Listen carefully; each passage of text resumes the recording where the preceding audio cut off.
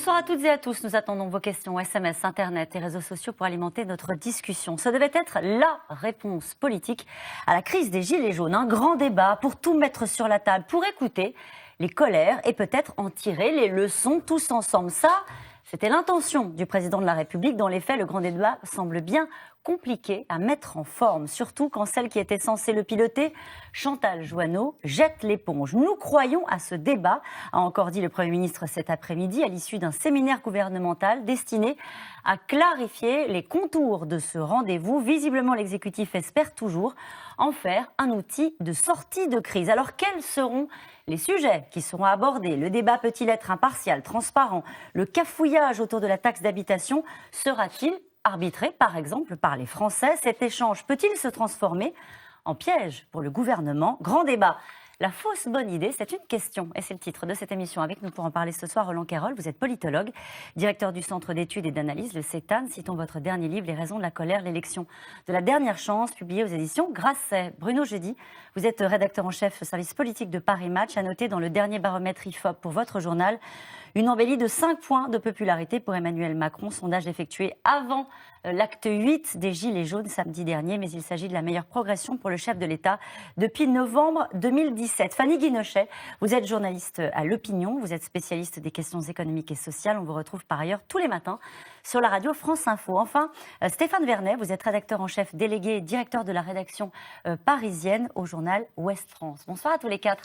Merci de participer à ce C'est dans l'air en direct. Nous allons naturellement parler de Chantal Jouanneau, de son salaire, de ce grand débat qui semble bien compliqué à mettre en place, mais quand même, alors je ne sais pas vers qui je vais me tourner, si je me tourne vers vous, Bruno Jeudi, ou vers le spécialiste des sondages, Roland Quérol, 5 points d'embellie pour Emmanuel Macron. Ça fait quand même très longtemps qu'il n'a pas eu une bonne nouvelle dans la catégorie les sondages. Absolument. J'étais de ceux qui, vous en souvenez peut-être, avaient pensé qu'il avait une chance de remonter parce qu'on avait mesuré une approbation assez forte et plus forte que jamais de ces deux discours à la télévision, le 10 décembre et le 31 décembre.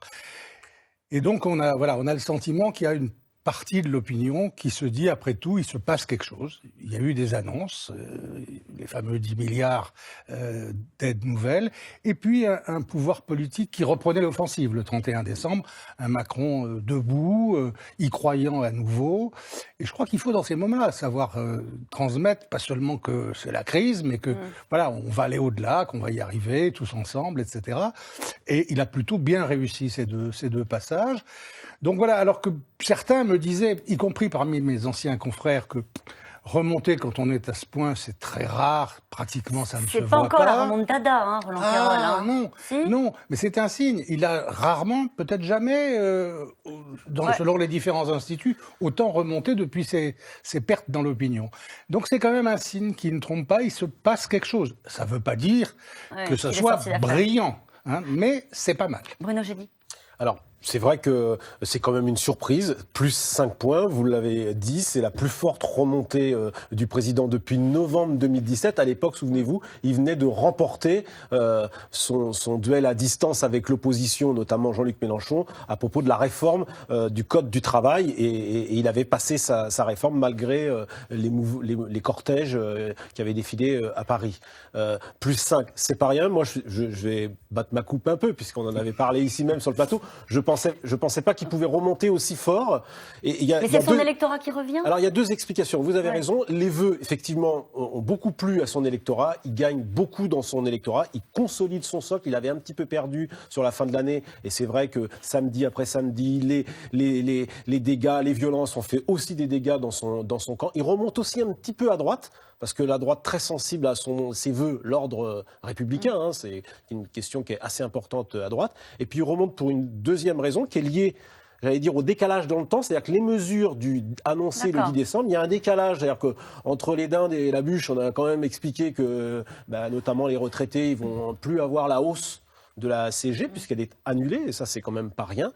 Et puis, les couches populaires, mine de rien, il y en a une partie qui sont sensibles à l'idée que les bas salaires seront revalorisés. Et ils remontent aussi dans les classes populaires, même si, attention, il reste assez bas, notamment chez les classes populaires, 20% d'approbation de son action, 28% sur l'ensemble des Français. Mais c'est pas rien, ça reste à confirmer, mais c'est quand même un élément dans ce début d'année où il n'y a eu aucune bonne nouvelle pour Emmanuel Macron qu'il faut prendre en compte dans ce moment où il peut compter sur son socle. Et ça, quand vous êtes à la bataille, un socle, ça reste important. François Hollande ne l'avait plus. Nicolas Sarkozy l'a toujours eu pendant son mandat. Et manifestement, Emmanuel Macron a ce socle. Ça l'encourage à sortir de nouveau. C'est ce qu'il a fait cet après-midi. C'est ce qu'il va faire à partir de la semaine prochaine pour lui aussi participer d'une certaine manière à ce grand débat.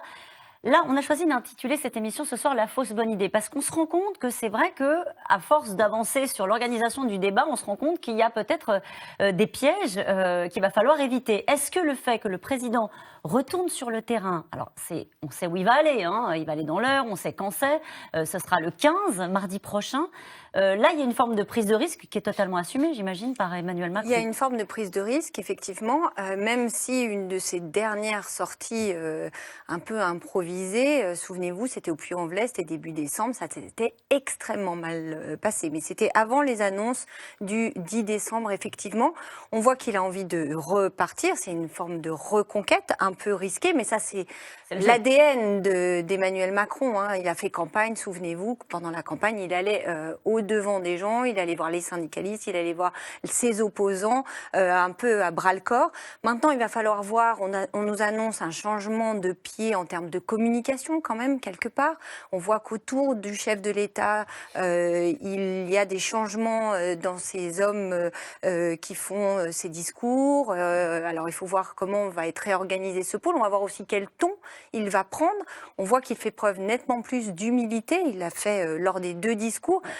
Et on attend la lettre. Voilà, on attend la lettre. Il faut voir comment cette lettre va être rédigée, qu'est-ce qui va être dit dans cette lettre. Il y a encore beaucoup d'inconnus pour voir si effectivement la petite remontée, le petit regain là. Et puis je crois que par ailleurs, il y a aussi un phénomène qui joue, c'est que les Français en ont aussi marre du mouvement des Gilets jaunes. On voit que ce mouvement a un certain nombre de travers. L'histoire de la cagnotte du boxeur a quand même fait débat dans l'opinion avec un soutien plus ou moins en violence. Donc il y a une forme de lassitude aussi du mode d'action. C'est le 8e samedi. On voit bien que ça commence à peser sur l'économie. Donc tout ça fait que d'un côté, lui, il change un petit peu et il regagne du terrain. Et de l'autre, du côté de l'opinion publique au sens large, on voit qu'il y a une forme d'usure peut-être et d'inquiétude vis-à-vis de ce mouvement. Ce mouvement, on voit que il y a quand même un certain nombre de leaders qui sont relativement près des extrêmes. On voit les liens qu'il peut y avoir avec les partis italiens. Donc peut-être que tout ça mis en global fait qu'il retrouve un peu de souffle, Emmanuel Macron. Stéphane Vernet, une éclaircie, une embellie à 5 points. Vous y croyez ? Alors, ce qui est étonnant dans le parcours d'Emmanuel Macron, c'est ce qu'a très bien dit Roland Cairol et Bruno jeudi, ce que vous avez dit tous les deux, c'est que en fait, on avait l'habitude d'avoir des présidents de la République qui baissaient, et puis une fois qu'ils étaient au plus bas, ils ne remontaient plus. Lui, ça fait déjà 2 fois qu'il remonte, parce qu'il y a eu le rebond l'année dernière, novembre 2017, évoqué par Bruno jeudi, qui à l'époque avait surpris tout le monde. On se dit, tiens, c'est quand même inhabituel. Voilà un président qui arrive à remonter. Et là, il est en train de remonter une 2e fois, alors que tout le monde pensait qu'il s'était cuit jusqu'à la fin du mandat. Ceci dit, enfin, jusqu'à la fin du quinquennat, pardon. Ceci dit, maintenant, il faut voir si effectivement ça se confirme, si la tendance s'affirme. Et c'est maintenant que c'est en train de se jouer. C'est-à-dire que tout dépend de la façon, de sa capacité à gérer ce qui va venir tout de suite, avant le grand débat, et puis à l'occasion du grand débat. Et ce qui va venir tout de suite, ça va être notamment les sorties sur le terrain. Il peut se balader en France comme il l'entend, Emmanuel Macron. On a vu que cet après-midi, on va voir dans les images, il a toujours maintenant un comité d'accueil, quoi. Alors c'est le test des prochains jours. Hein. Voilà, c'est ça. Là, aujourd'hui, c'était sa première sortie publique depuis le début de l'année. On sait qu'au mois de décembre, elles ont été extrêmement rares, voire parfois en catimini, pas annoncées. Le Puy-en-Velay, ça se passe très mal. Ensuite, il y a une sortie, alors là, sans caméra. On a juste eu des photos. Il est allé visiter un foyer d'enfants. Et là, il sera sera donc la semaine prochaine, vous l'avez dit, dans l'Eure, Bourtéroulde-Infreville, pour être précis. Merci. Une commune dans le fief de Pourquoi Sébastien cette commune Lecornu. en particulier? Pourquoi cette commune? Oui. C'est un peu dans le fief de Sébastien Lecornu, son ministre délégué aux collectivités. Accessoirement, c'est aussi l'ancienne ville d'un député, Bruno Kettel, député La République En Marche. Donc ce sera un test. Il y aura 800 élus venus de toute la Normandie, puisqu'il va faire 13 réunions de ce type-là. 2 jours plus tard, il ira dans le Lot. Donc on va avoir le test grandeur nature d'un président qui va essayer d'atterrir à nouveau sur le terrain. Il aime ça, mais actuellement, le terrain n'a plus vraiment envie de le voir. Donc il faut voir comment ça va se passer. Il y a eu quelques gilets jaunes qui étaient là cet après-midi pour l'accueillir à Créteil. On verra. C'est le grand test. Alors le Premier ministre est monté au front aujourd'hui pour tenter de sauver le grand débat au lendemain du départ de celle qui devait l'organiser, Chantal Joanneau, ancienne ministre de Nicolas Sarkozy, aux prises avec une polémique sur son salaire. Elle s'est mise donc en retrait. Dans les prochains jours, le président écrira aux Français. On l'a dit, il a prévu pendant ce temps de débat de se rendre sur le terrain dans un climat qui reste malgré tout très tendu. Walid Berissoul, Barbara Steck et Pierre-Jean Perrin. C'est sa première sortie de l'année. Un mois qu'il n'était pas allé sur le terrain. Déplacement très encadré pour le chef de l'État venu encourager les handballeurs français à la veille de leur départ pour le mondial. Je ne vais pas dire que généralement, quand vous êtes concentré sur un objectif, il est atteint, mais je ne vais pas vous porter malheur. Mais en l'espèce, ça a plutôt été le cas. Donc on compte sur vous. Tandis qu'à l'extérieur pendant ce temps-là, des dizaines de manifestants rappellent au président que la colère est toujours là. Une certitude, pour Emmanuel Macron, l'opération Reconquête sera longue et semée d'obstacles. Nouvelle déconvenue hier soir. Bonsoir Chantal Joanneau. Bonsoir. L'ancienne ministre, à la tête de la commission du débat public, devait orchestrer ce grand moment de dialogue promis aux Français. Sauf que son salaire a fuité dans la presse. 14 500 € brut mensuels et encore une polémique. Le débat est légitime. Il est parfaitement légitime et nos concitoyens sont parfaitement légitimes à le poser. Et donc, je constate qu'effectivement, ça ne crée vraiment pas les conditions de sérénité qui sont nécessaires pour ce débat. Et donc, j'ai décidé de me retirer du pilotage de ce débat parce que ce débat est nécessaire, il doit être serein, et il faut créer toutes les conditions pour qu'il se déroule. Alors, serein, Édouard Philippe tente de le rester, après ce départ qui sonne comme une porte qui claque. À 6 jours du coup d'envoi de ce grand débat censé durer 3 mois, le Premier ministre n'avait tout à l'heure pas d'autre nom à proposer pour remplacer Chantal Joanneau. J'ai pris acte de la démission de Madame Joanneau, que je regrette. Je la regrette d'abord parce qu'elle intervient tard dans le processus et que, évidemment, c'est une complexité supplémentaire d'organisation de ce débat. Cela dit, je voudrais dire que ça n'est au fond qu'une péripétie. Ce qui compte, ce ne sont pas les personnes. Ce qui compte, c'est ce débat. Ce débat, il est plus important que les personnes. Un débat dont l'exécutif ne voudrait surtout pas qu'il se transforme en piège. En privé, des ministres s'en inquiètent, craignant un vaste défouloir. Avec une grande inconnue qui demeure, de quoi va-t-on parler exactement ? Édouard Philippe fixe le cadre. Un débat, ce n'est pas l'expression sans règles, c'est au contraire le respect d'un certain nombre de règles. Cela veut dire quoi ? Cela veut dire qu'évidemment la parole est libre. Ceux qui viendront s'exprimer pourront s'exprimer librement. Mais que nous souhaitons, le président de la République l'a indiqué, demander leur avis aux Français sur 4 grands thèmes. Il sera donc question de transition écologique, de fiscalité, d'organisation de l'État et enfin de démocratie et de citoyenneté. Mais il y a aussi tout ce que ce débat n'abordera pas. La peine de mort, l'IVG ou encore le mariage pour tous. Pas question non plus de détricoter la suppression de l'impôt sur la fortune. Le débat n'est pas un grand déballage et le débat n'est pas la remise en cause de ce qu'on a fait les 18 derniers mois. Parce qu'on ne rejoue pas l'élection dans le débat. En France, on est dans une démocratie représentative. De quoi donner des arguments à l'opposition contre un débat, à leurs yeux, verrouillé par le gouvernement. Chez les Français, quand on est avec les Français, dans nos circonscriptions, quand on est député, etc., quand on est au bistrot, en famille, on parle de tout. Donc si c'est un grand débat national dans lequel il y a une liste de sujets autorisés, et puis les sujets tabous dont on ne doit pas parler, par exemple le pacte de Marrakech, l'immigration, parce que le gouvernement ne veut pas faire entrer ce sujet-là dans le débat, alors il faut nous le dire. À ce moment-là, il n'y a plus de débat. Ils ouvrent un débat national. Et le débat national est déjà corseté. C'est déjà terminé puisqu'on nous dit « Ah ben non, l'ISF, ça on ne va pas en débattre. » C'est une fumisterie, mais c'est l'évidence. Et d'ailleurs, les Gilets jaunes n'ont pas investi à ce jour les outils de ce débat. Et je pense qu'ils n'iront pas, parce qu'ils savent que c'est une plaisanterie. Au sein des Gilets jaunes, plusieurs mouvements sont pourtant déjà pris contact avec les organisateurs du débat public, comme le collectif La France en colère de Priscilla Ludowski. Nous n'avons pas refusé de participer au grand débat national, mais nous nous méfions des modalités et des sujets préétablis par la présidence de la République.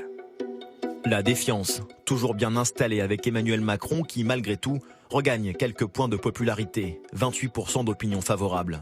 Petite lueur d'espoir, à quelques jours du coup d'envoi du grand débat mardi prochain, le président débutera sa tournée des maires dans une petite ville normande, après avoir envoyé sa lettre aux Français. Alors nous venons à cette polémique dont le gouvernement, selon la formule, se serait bien passé. Le refus de Chantal Joanneau de faire son travail de présidente de la Commission nationale du débat public ne devrait-il pas provoquer son limogeage immédiat ? Fanny Guinochet. On voit mal comment Chantal Joanneau va pouvoir rester. Il me semble qu'effectivement, en prenant cette décision, certes, vu les pressions qu'elle subissait, puis elle faisait valoir une petite voix un petit peu différente en disant je vais être indépendante, ce débat, il va se démarquer de certaines décisions politiques. Eh bien, alors qui a fait fuiter son salaire, mais en attendant, la question du salaire pose débat, alors qu'on voit bien que dans le grand débat national et le mouvement des Gilets jaunes, derrière, il y a une volonté de plus d'égalité. C'est vrai que la somme est quand même conséquente, et on voit mal aujourd'hui, même si ce salaire, il faut le préciser, ça n'est pas elle qui l'a décidé, hein, c'est décidé par arrêté. Il y a plusieurs commissions haute autorité en France, je crois qu'il y en a 25 qui sont avec des salaires arrêtés par décret. Donc c'est très transparent, très encadré. Mais ça n'empêche que là, elle est en position de faiblesse. Alors on va voir comment, maintenant qu'elle s'est retirée de ce grand débat, de l'organisation de ce grand débat, qui va prendre la relève? C'est toute la question. Mais c'est vrai que ça tombe au plus mal. Non, mais c'est l'idée de cette question. Ce qu'il y a derrière cette question, c'est très bien payé. Ah oui. Elle ne peut pas faire le job pour des raisons, alors, en considérant qu'elle gêne désormais l'organisation du débat, hein, c'est ce qu'elle a expliqué, et du coup elle resterait à ce poste-là. Les gens qui vous regardent ce soir se disent... Les gens vont dire, c'est comme si moi, à mon travail, je dis, je ne veux pas faire le job, mais je garde le salaire et les avantages qui vont avec. On ne voit pas comment ça peut tenir sur la longueur. C'est un peu exagéré ça quand même, parce que nous avons ces hautes autorités administratives indépendantes, c'est comme ça qu'elles s'appellent, et c'est une spécificité française.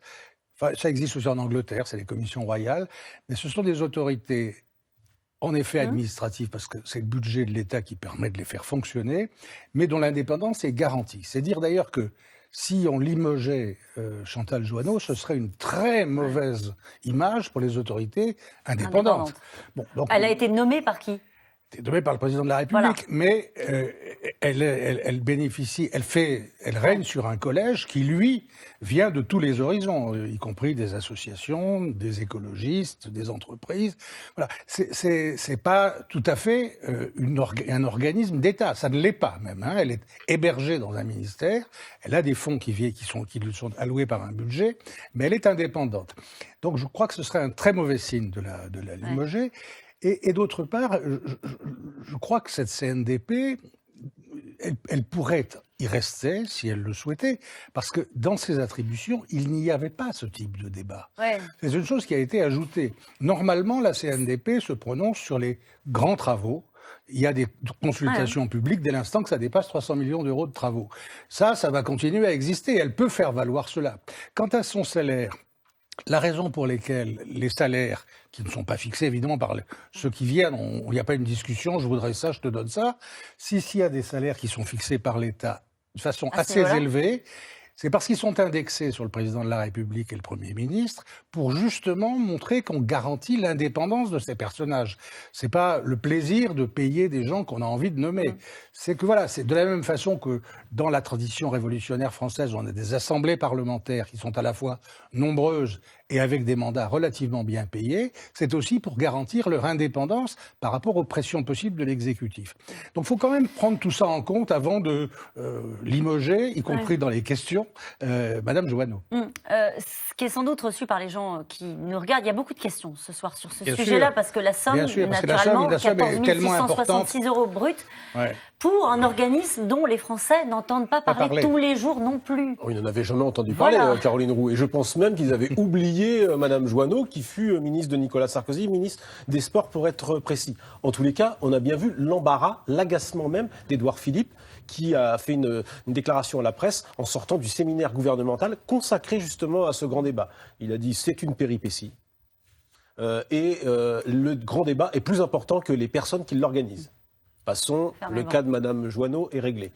Il y a dû avoir un peu de tension, manifestement, entre l'exécutif et Chantal Joanneau, qui est une personne qui a une indépendance et qui prenait sa tâche à cœur. À mon avis, c'est incontestable. Quelqu'un a sans doute voulu un peu la planter en révélant son salaire. Mais après tout, les salaires de ces personnalités sont connus. On peut y accéder. Comment on fait pour avoir accès au salaire de ces... Alors, c'est dans les jaunes budgétaires, on appelle ça comme ça. Je parle sous le contrôle de Fanny Guinochet. Et on peut retrouver comme ça, via vos parlementaires, remonter jusqu'au salaire. Les jaunes budgétaires. Voilà, jusqu'au salaire C'est sur Internet, on y va, puis on regarde. Vous pouvez les trouver, vous avez tous les salaires du président de l'autorité de l'AMF, autorité des marchés financiers, de l'autorité de santé, la HAS, etc. Et c'est vrai que pour poursuivre ce que disait Roland Quérol, c'est que ces salaires élevés sont aussi une façon de garantir une indépendance et une forme de protection vis-à-vis d'éventuelles tentatives de corruption, que ce soit aussi des corruptions, que ce soit vis-à-vis... Ça veut dire qu'il faut qu'ils gagnent bien leur vie pour qu'ils aient pas pour envie éviter que des prendre le dessus de entreprises, table. par exemple, puissent leur faire valoir quelques avantages et qu'ils complètent. Voilà, c'est... Il faut expliquer que, par exemple, Mme Joanneau, jusqu'à présent, avant de s'attaquer à ce grand débat national, c'est loin de ce qu'elle faisait. C'est-à-dire, elle pilotait des commissions d'enquête d'utilité publique pour installer des éoliennes ici, des autoroutes là. Enfin, donc c'était plutôt ça. Ouais. Voilà, exactement. Donc on était sur quelque chose de très différent où il peut y avoir des pressions. Là, évidemment, on est dans le grand débat national, quelque chose de totalement inédit qu'on n'a jamais vu, décidé par Emmanuel Macron le 10 décembre, qui est au fond le troisième étage de la fusée pour répondre à la crise des Gilets jaunes. On a eu le paquet social, on avait d'abord eu la suppression de la hausse des carburants, la fameuse trajectoire carbone, donc voilà, ensuite les 10 milliards, et le troisième étage, c'était ce grand débat pour essayer de répondre au malaise soulevé par les Gilets jaunes. Et ça avait été confié à Madame Joanneau. Badaboum, elle n'est plus là et on a bien vu l'embarras du Premier ministre qui doit maintenant trouver à la va-vite une personne pour la remplacer d'ici lundi, ou plusieurs, nous dit-on, ou peut-être pas du tout. Mais au fond, on a quand même beaucoup plus de questions aujourd'hui qu'on en avait hier, parce qu'on ne sait pas qui va être, en gros, le modérateur national de ce débat. On ne sait pas qui fera la recension de tout ce qui va être collecté sur le terrain. Il y a la synthèse. Donc c'est un peu le grand flou maintenant qui s'installe. Et on sait que ce gouvernement a souvent eu du mal à remplacer les gens. Moi, ça me fait penser un peu à quand il a fallu remplacer Gérard Collomb. On nous a dit oui, ça va se faire très vite. Puis ça a pris 2 semaines. Là, il y a un calendrier, puisque ça commence la semaine prochaine. Il y a un calendrier, ça commence le 15 janvier. Fausse bonne idée, c'est la question qu'on se pose ce soir. Sur le papier, lorsque le président de la République a évoqué cette volonté de se parler, vous disiez, Roland Quérol, à l'époque, il faut se parler. De toute façon, quand c'est tendu comme ça, il faut au moins retrouver le chemin du dialogue. On s'est dit, c'est plutôt sur le papier une bonne idée. Et puis là, on se rend compte que les contours sont flous, que les personnes qui sont censées l'organiser font défaut. Le président de la République va devoir aller sur le terrain, on se demande si ça va bien se passer. Fausse bonne idée ou pas? Qu'est-ce que vous en dites? Alors ça, on le saura à la fin. C'est-à-dire qu'une fois qu'on aura tiré le bilan, on verra si ça marche ou pas. Moi, je pense que en l'état actuel des choses, c'est une vraie bonne idée. C'est-à-dire que à partir du moment où vous ne mettez pas des mots sur le malaise, c'est-à-dire si vous ne savez pas gérer le conflit par la parole et la médiation, ce qu'on n'arrive plus à faire, vous vous condamnez forcément à la violence. Donc l'idée de créer ce débat, c'est-à-dire dire on a un rendez-vous, on se met autour d'une table, on n'est pas d'accord et on va échanger nos points de vue, je pense que c'est une vraie bonne idée, sauf à considérer qu'il faut continuer dans la veine des samedis violents de part et d'autre, etc., avec le bilan déjà extraordinairement catastrophique qu'on connaît. Donc moi, je suis partisan de la non-violence et je pense que c'est une vraie bonne idée sur le fond. Après, il ne faut pas tomber dans un certain nombre d'écueils ou de pièges qui ont été très bien définis par Chantal Joanneau. Alors après, sur la situation de Chantal Joanneau, Moi, j'ai une autre lecture des choses. C'est-à-dire qu'effectivement, la Commission nationale du débat public, elle n'est pas connue du tout des Français. Elle fait partie des 24 autorités administratives indépendantes de ce pays. Il y en a qui sont beaucoup plus connues, comme le CSA, le Défenseur des droits. Ce sont des instances qui sont véritablement indépendantes et qui sont reconnues pour leur expertise et leur efficacité. Et en France, grâce à la CNDP, il y a une vraie capacité à organiser des débats publics, ce que ne font pas les autres pays. La nouveauté avec le grand débat national, c'est comme vous l'avez très bien dit, c'est la première fois qu'on organise un débat à cette échelle-là. Et l'échelle est énorme. La difficulté pour Chantal Joanneau, c'est qu'elle est mise en cause autour de son salaire. Il y a une polémique qui naît, qui est une polémique qui, à mon avis, est à côté de la plaque, parce que le raccourci a été très vite fait en disant... Elle est payée 15 000 € pour organiser le débat. Pas du tout. C'était son salaire avant, ça restera son salaire après. Et c'est aussi, ce qu'a très bien dit Fanny Guinochet, c'est aussi le prix de la démocratie. Si vous voulez éviter les phénomènes de corruption, il faut que les gens qui ont ce type de poste soient bien payés, voire très bien payés. À l'heure où on se parle, pardonnez-moi, je reviens à la question qui était posée. À l'heure où on se parle, on est à moins d'une semaine du départ de ce grand débat, échelle colossale, exercice inédit. Est-ce que l'on sait de quoi on va vraiment pouvoir parler? Parce qu'on a compris qu'il y avait des sujets qui n'étaient pas sur la table. Est-ce que l'on sait qui va y participer? Est-ce que les ministres y seront? Est-ce que les parlementaires y seront? Est-ce que les forces d'opposition sont invitées à participer? Mais tout ça a été posé clairement par la CNDP. Et c'est pas parce que Chantal Joanneau dit « je me retire », et quelque part elle est contrainte de se retirer du débat, parce que sinon elle va cristalliser les choses, et ce qui va forcément perturber les choses. Mais ça ne veut pas dire que la CNDP ne va pas mener le débat.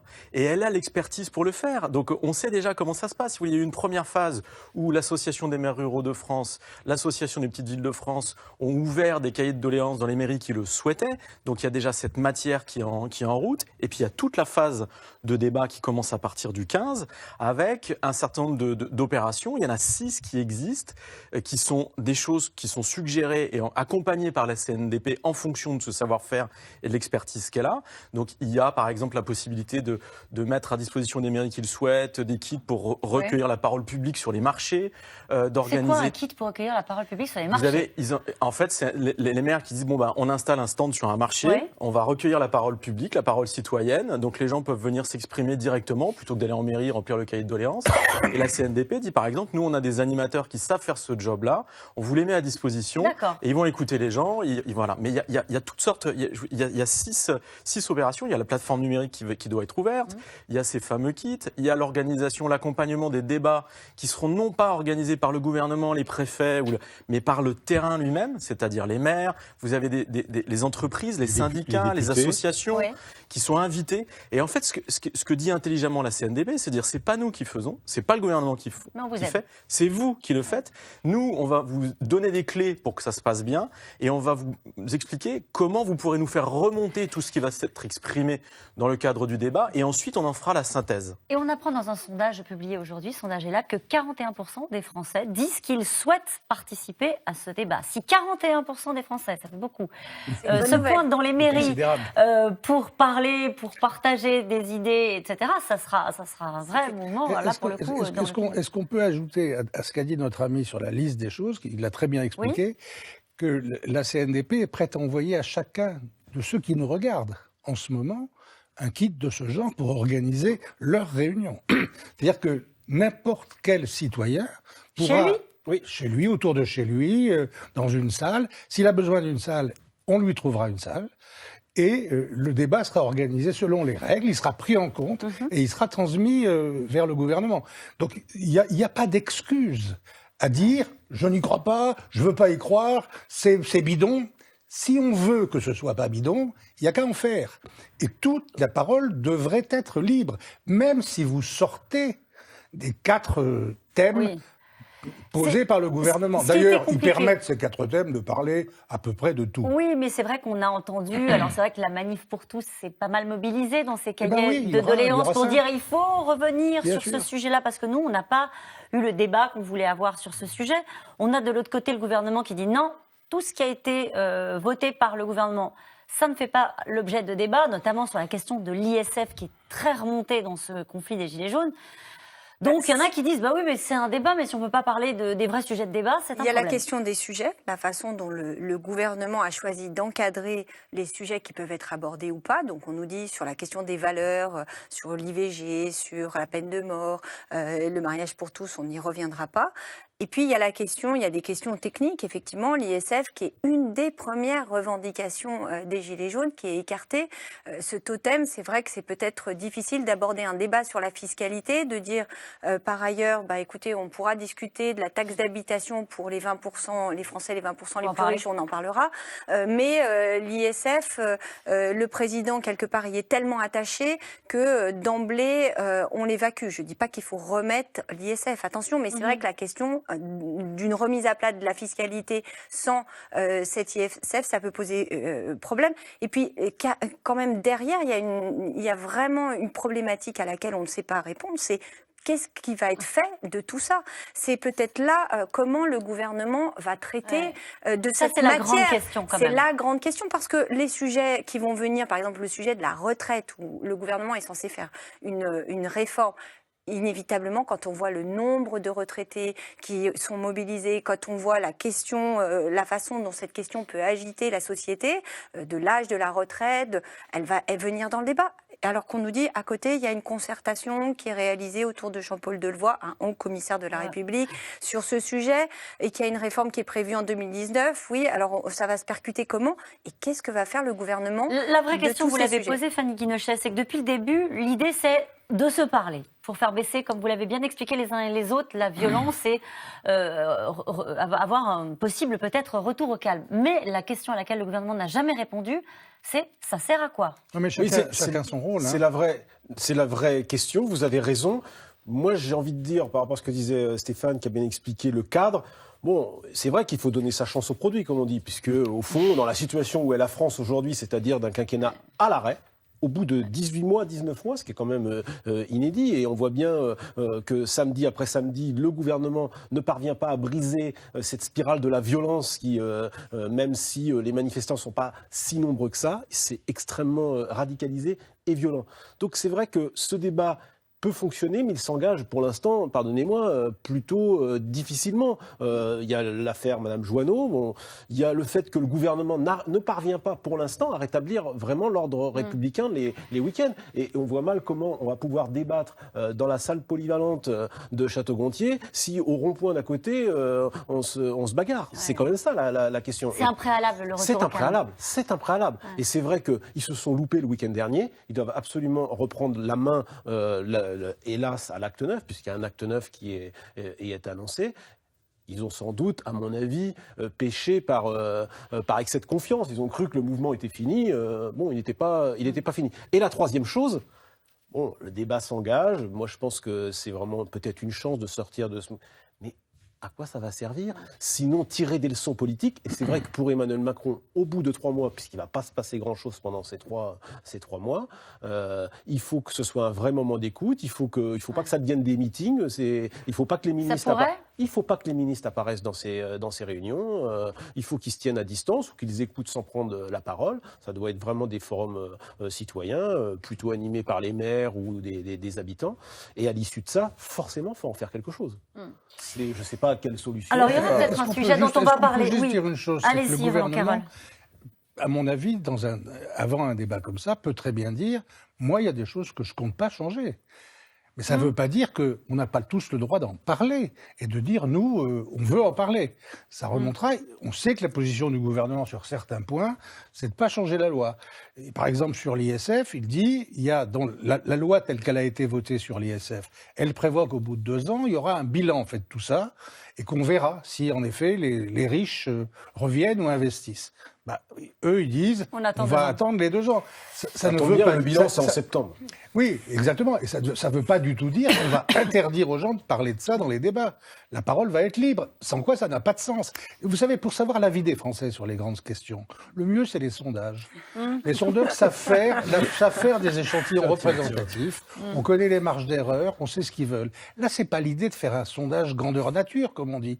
L'idée, c'est de faire une thérapie de groupe, Roland Quérol ? Non, c'est pas une thérapie de groupe. C'est de recueillir une expression citoyenne. C'est d'avoir en même temps les orientations, mais aussi les forces. Ce qui est dit avec intensité, ce qui est dit visiblement sur mot d'ordre de ceux qui viennent remplir les salles. C'est quelque chose de beaucoup plus qualitatif. C'est pas du tout la même chose que on voudrait savoir où sont les Français.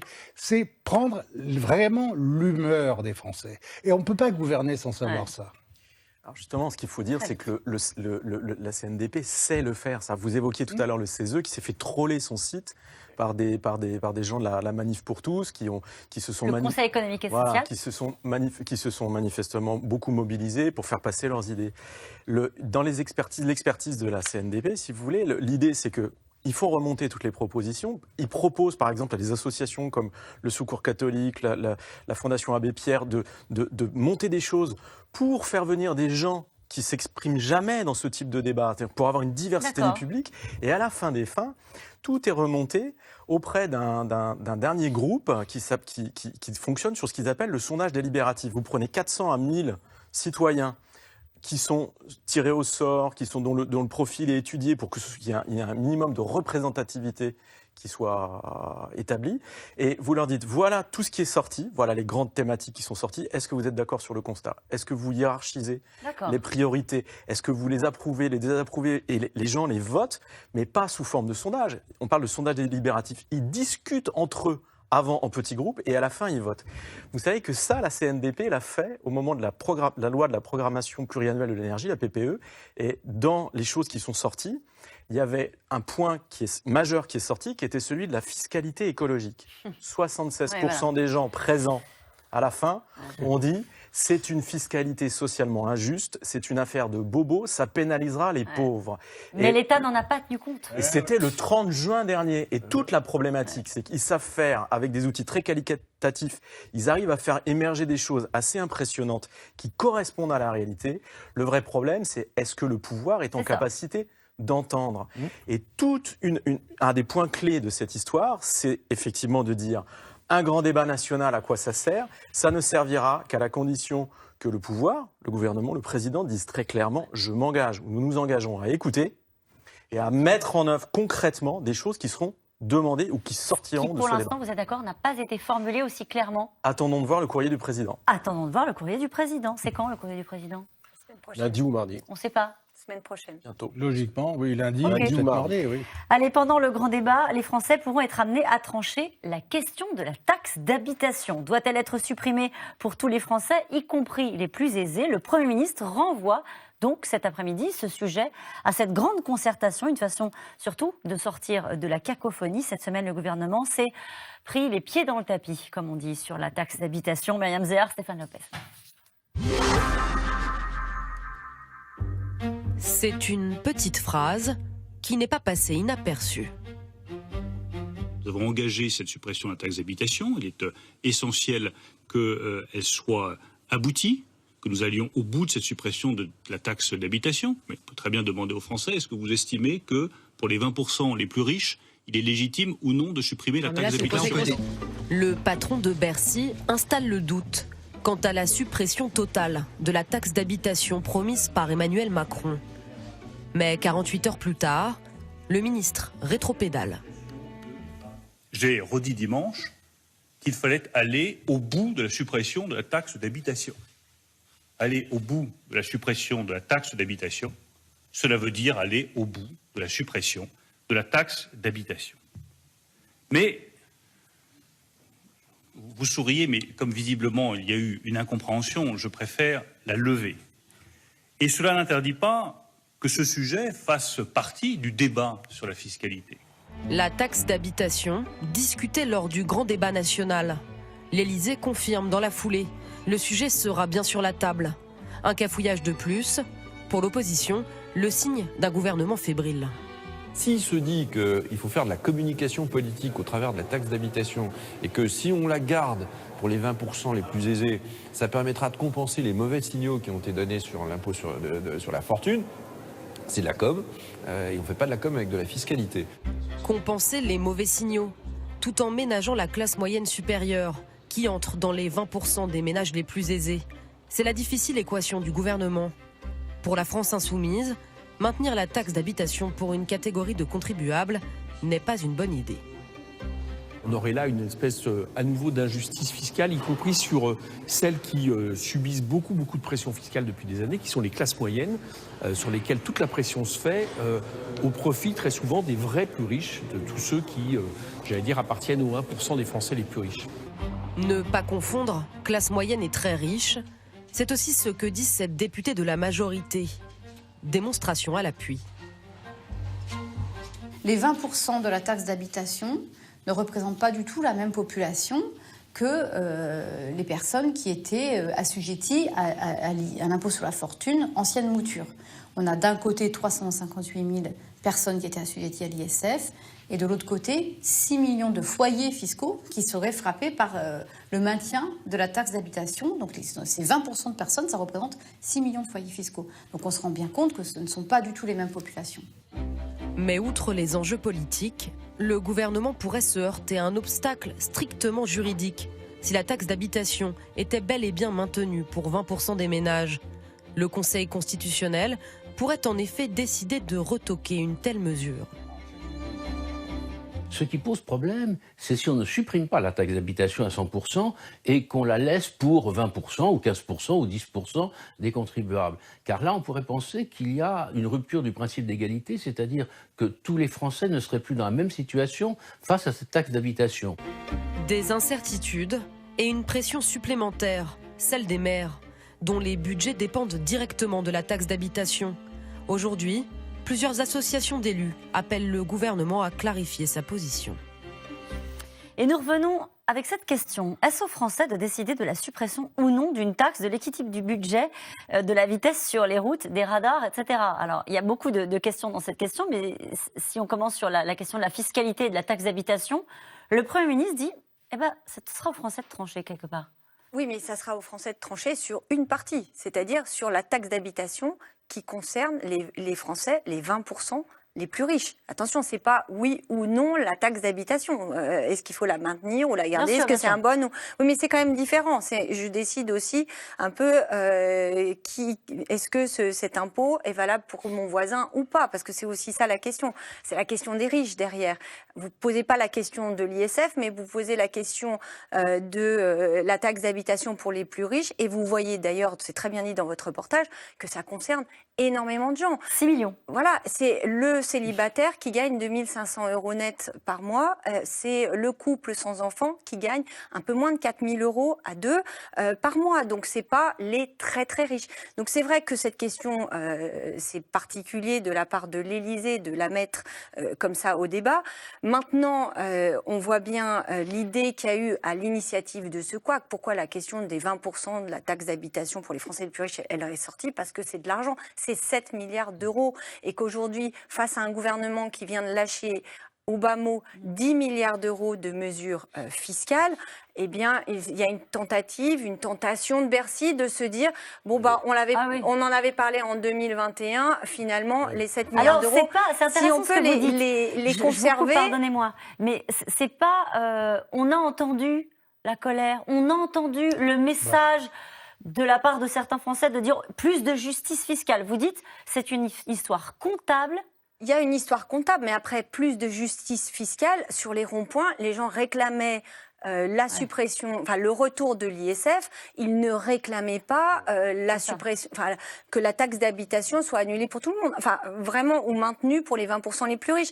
Donc je pense qu'il y a un mix des deux, mais qu'aussi dans la période où il y a cette question budgétaire qui est quand même très forte, avec une croissance qui actuellement patine, ralentit, cette tentative ou cette tentation du côté de Bercy de dire on peut garder au chaud les 7 milliards d'euros, c'est pas mal. Bon, bon, et puis ça répondra à la demande de justice sociale et fiscale et de meilleure équité.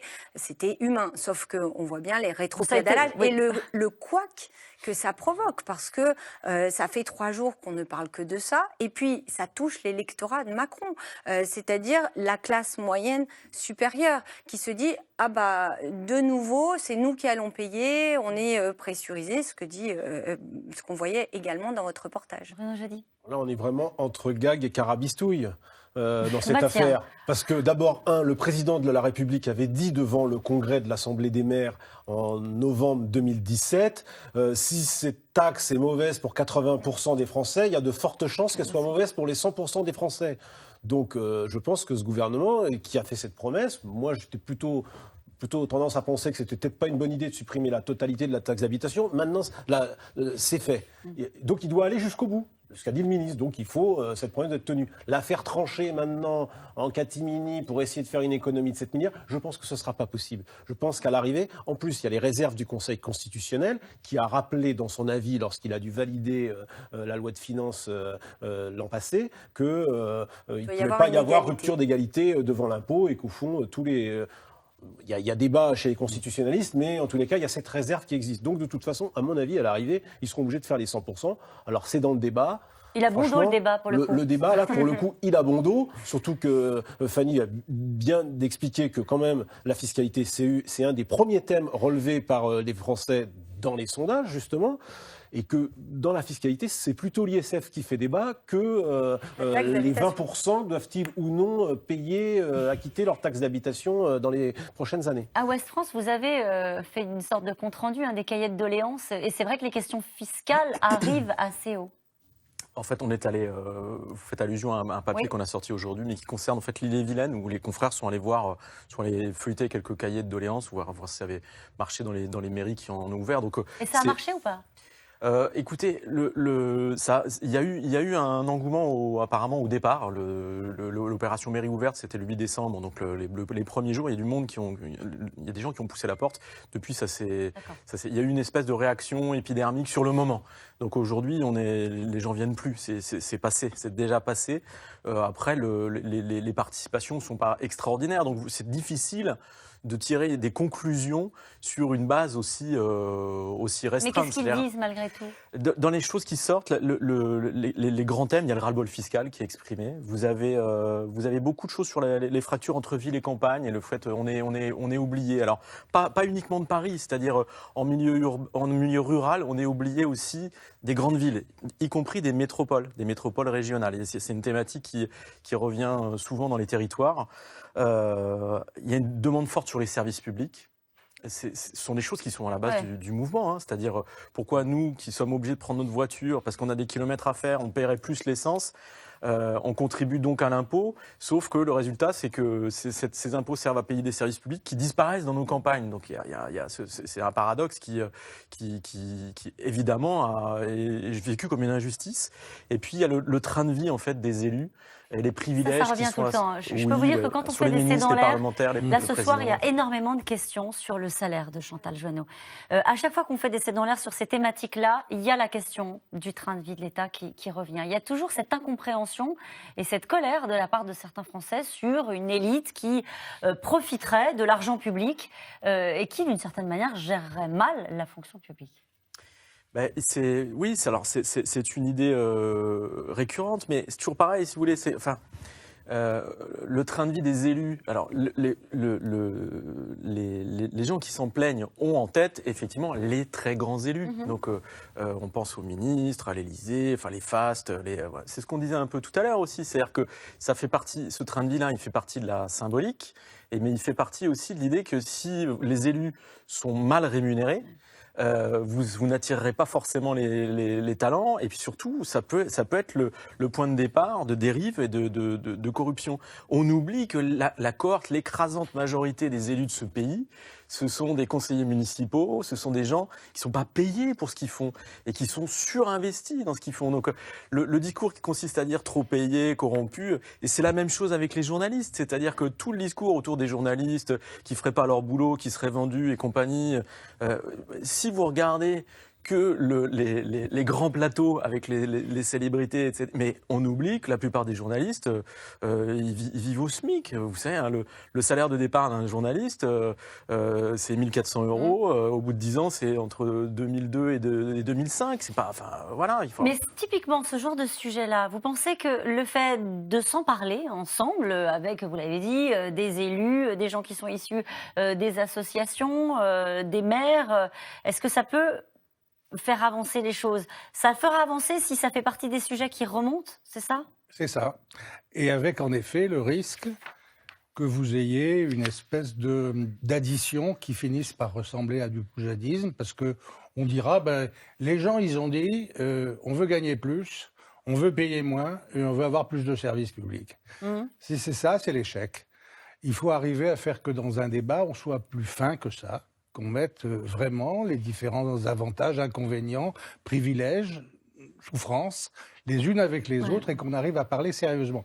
C'est une des raisons pour lesquelles j'avais été content que la CNDP soit dans le coup, parce qu'elle arrive à la fin... Commission nationale du débat public. Parce qu'elle sait faire dans les débats qu'à la fin des sondages délibératifs dont a parlé Stéphane, les gens soient appelés à écrire ensemble un texte de consensus. Et la chose miraculeuse, c'est qu'à chaque fois, ils y arrivent. Donc voilà, c'est possible. Vous êtes optimiste. Non, je suis optimiste. Je dis que c'est techniquement possible. Alors, ce qui m'embête un peu, c'est quand le pouvoir en rajoute un peu en faisant de la pure démagogie sur les 20% qui restent pour la taxe d'habitation. Ça, c'est purement et simplement un clin d'œil anti-riches. Vous parlez de riches. Les gens qui gagnent 2 500 francs pour un type seul, il y a beaucoup de gilets jaunes qui sont dans ce cas. Alors, donc ça, c'est pas comme l'ISF. Il n'y a pas 2% de gens, il y en a 25. Comment reprendre une activité normale? C'est bien tout l'enjeu des prochaines semaines. Le président, lors de ses vœux, a laissé entendre qu'il avait bien l'intention de poursuivre les réformes. Mais lesquelles? À quel rythme? Avec quelle ambition au moment où l'urgence semble toujours de ramener le calme? Pierre Milet-Belando et Victoria Rouxel. Français. Lors de ses vœux, Emmanuel Macron l'a confirmé. Gilets jaunes ou non, 2019 sera une année de réforme. Les résultats ne peuvent pas être immédiats et l'impatience que je partage ne saurait justifier aucun renoncement. Le gouvernement, dans les prochains mois, devra poursuivre ce travail pour ancrer nombre de ces réformes dans notre quotidien. Mais une semaine après les mots du président, la mise au point de son Premier ministre. Nous avons pris la décision de reporter l'examen au Parlement de sujets sur lesquels nous savons qu'il nous faudra avancer. C'est le cas s'agissant de la réforme institutionnelle, puisque nous avons considéré qu'il n'y avait pas de sens à discuter au Parlement de cette réforme institutionnelle avant que les Français se soient exprimés au moment du débat et avant que nous ayons pu prendre en compte ce qu'ils diront. La réforme constitutionnelle donc. Une promesse de campagne d'Emmanuel Macron. Au départ, il s'agissait de réduire de 30% le nombre de parlementaires, d'instaurer 15% de proportionnel aux élections et de limiter le cumul des mandats. Au Sénat, où la majorité, les Républicains, renégocient depuis plusieurs mois ce texte, la soumission du dossier au grand débat national ne passe pas. Non, on nous dit on bloque tout parce qu'on attend de savoir ce qui sortira de comme proposition. C'est bien de demander l'avis, sauf qu'il ne faut pas que, sur le coup, la réforme constitutionnelle soit totalement incohérente, n'ait plus de sens. Parce que si ça n'a plus de sens, il n'y aura pas de majorité, il n'y aura pas de congrès, et si le président veut prendre le risque du référendum, grand bien lui fasse. Autre réforme voulue par le gouvernement, celle de l'assurance chômage. Un dossier brûlant. L'État a pour objectif d'économiser plus de 3 milliards d'euros sur 3 ans. Pour l'instant, la balle est dans le camp des partenaires sociaux qui multiplient les réunions. Déjà 7 depuis l'automne. Et les syndicats ne veulent rien lâcher. On commence à rentrer dans le dur des dossiers et on ne voit pas comment ça peut avancer, surtout dans le contexte où le gouvernement continue à exiger des économies sur le dos des chômeurs. On doit revoir l'ensemble des paramètres d'indemnisation. Ce sont des discussions qui sont longues, qui sont techniques. Donc il faut mesurer, à chaque fois qu'on bouge un paramètre, eh bien, il faut qu'on voit les conséquences que ça peut avoir sur l'indemnisation des demandeurs d'emploi. Syndicats et organisations patronales ont jusqu'au 22 février pour trouver un terrain d'entente, faute de quoi l'État tranchera.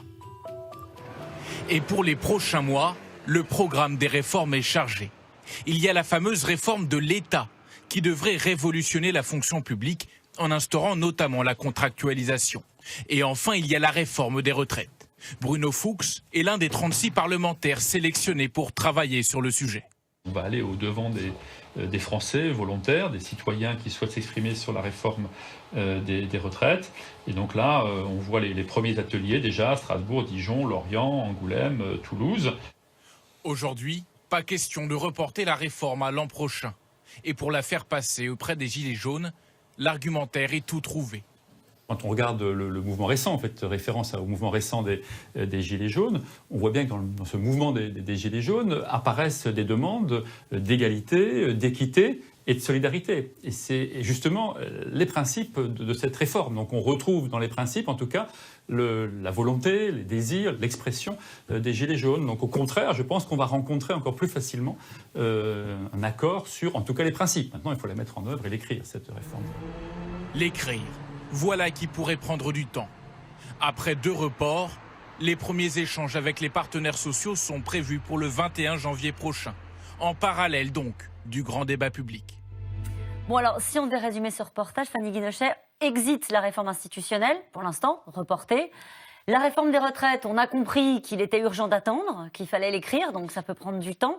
Ça veut dire que là, sur la table du gouvernement, dans l'urgence, dans les mois qui viennent, il y a d'abord la réforme de l'État.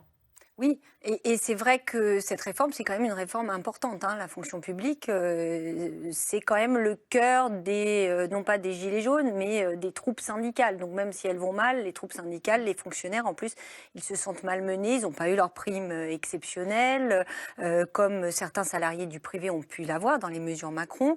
Certains ont réussi à avoir quelques avancées salariales, comme les policiers, mais sinon, globalement, les fonctionnaires n'ont pas vu, sous le gouvernement Macron, des égards particuliers. Donc, ils vont certainement chercher à se mobiliser. C'est une réforme compliquée à faire. Après, la réforme très compliquée à faire, c'est la réforme des retraites. On voit bien que là, il y avait une concertation qui avait été lancée depuis l'année dernière. Le calendrier, c'est qu'il y ait une réforme écrite, un projet de loi à l'été. Je pense que le gouvernement va se donner du temps en fonction de plusieurs choses, de comment va tourner le débat national, aussi de la carte des élections européennes au printemps. Mais si les élections européennes donnent des résultats très défavorables à la République en marche, peut-être qu'on fera durer et puis on repoussera à 2020, ce qui sera pas non plus gravissime en soi. On parlera de la concertation. Et puis il y a la réforme de l'assurance chômage. En ce moment même, il y a une négociation qui se tient entre partenaires sociaux. En septembre dernier, le gouvernement était extrêmement ferme en proposant, même en suggérant aux partenaires sociaux de renégocier l'assurance chômage et leur demandant 3,9 milliards d'économies sur 3 ans. Là, il l'a donné jusqu'à fin février pour que les partenaires sociaux se mettent d'accord. Il y avait la menace très forte en septembre. Si vous ne trouvez pas de compromis, on reprend la main. Si vous ne respectez pas la lettre de cadrage avec ces économies, ça peut changer. On reprend la main. Là, je pense que la tonalité, le gouvernement va être nettement plus coulant, nettement plus flottant. Si les partenaires sociaux trouvent un accord avec 2 milliards d'économies sur 3 ans, je pense que le gouvernement sera très content. Donc, et à cette liste des réformes repoussées, avortées ou oubliées, vous pouvez ajouter, je vois mal se lancer dans la PMA comme c'était prévu en 2019, sujet qui peut être clivant et ça réveillerait certaines oppositions extrêmement féroces. Et je ne le vois pas non plus, alors c'est évoqué par certains, se lancer dans une réécriture ou complément de la loi de 1905, sujet hautement explosif, mais que le président voulait mettre sur la table. Et nous revenons maintenant à vos questions. À quoi va servir ce débat si le gouvernement en limite les thèmes et ne tient pas compte des résultats en fumage ? Non. Il faut voir à l'arrivée, encore une fois, pour le coup, il faut se dire que entre grand foutoir, grand flou, grand défouloir, il peut y avoir aussi une hypothèse où finalement il y a quelques thèmes qui émergent et qui permettent à Emmanuel Macron de trouver un ou deux thèmes pour faire consensus ou peut-être faire un coup avec le référendum. C'est aussi une arme dont il dispose.